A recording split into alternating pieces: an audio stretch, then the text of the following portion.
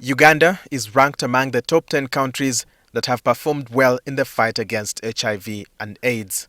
Statistically, the country has surpassed two of the three global targets in the reviewed 95-95-95 strategy. For the first 95, we're at 94. For the second 95, we're at 91. And for the third 95, we're at 84. The question of suppression is one to ponder because it means the uptake and adherence of treatment is problematic. They may not be taking it correctly, or they are even dropping out and abandoning treatment, and there may be a small fraction which is taking, but the drug is not working, which means they have some form of resistance. Stella Kentusi, the executive director at the National Forum of People Living with HIV and AIDS, says stigma is a major factor derailing the fight against the disease. We find that people will not find it easy to go even to the nearest health facility. The second challenge is in line with the treatment literacy.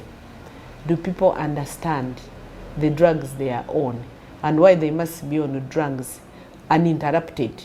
If, for instance, you look at the UNAIDS report of 570 infections coming from young girls per week, that is quite challenging. Dr. Musoba says the Commission is devising means to mitigate the challenges. USC has just working with the National Association of the National Forum of People Living with HIV, developed an anti-stigma and discrimination policy.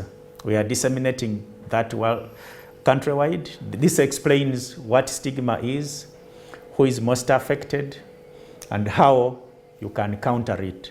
He wants more commitment for funding from government towards the elimination of HIV as a public health threat. The overall requirement is about 750, but what we are able to collect is about 650. 400 million of that is from the US government.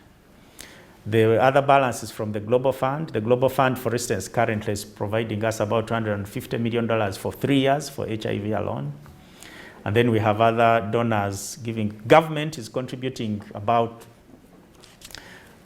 1 billion Ugandan shillings. On the current funding, there will be an additional requirement of $170 million.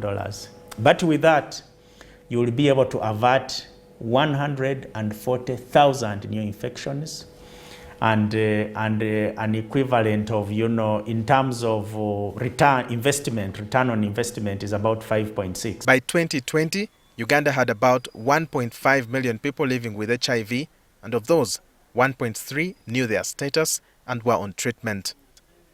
Walter Mwesije, NTV.